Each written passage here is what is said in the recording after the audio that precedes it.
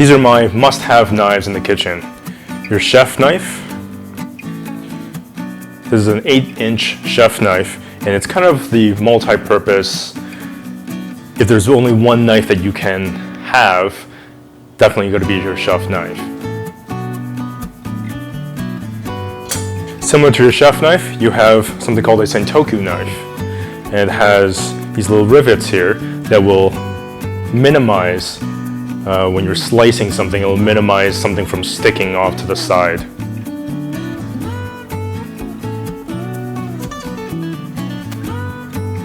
This here is your bread knife.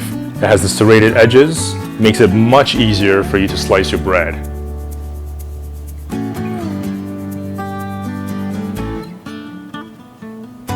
This is a paring knife. If you're working on something a little bit more intricate and you need a little bit more precision, this is definitely the knife to go to. The more you use your knives, the more they'll get dull. That's why if you hone them or sharpen them on a regular basis, it'll keep them in nice tip-top shape.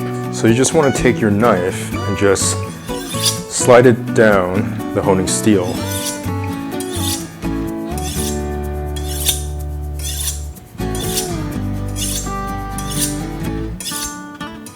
Don't use too much pressure, but a little bit.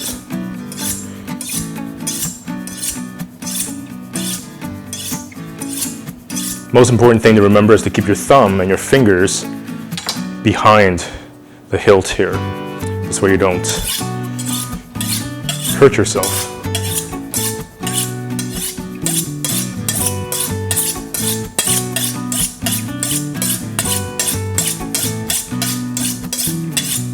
And just like everything else, start slow with a little bit of practice.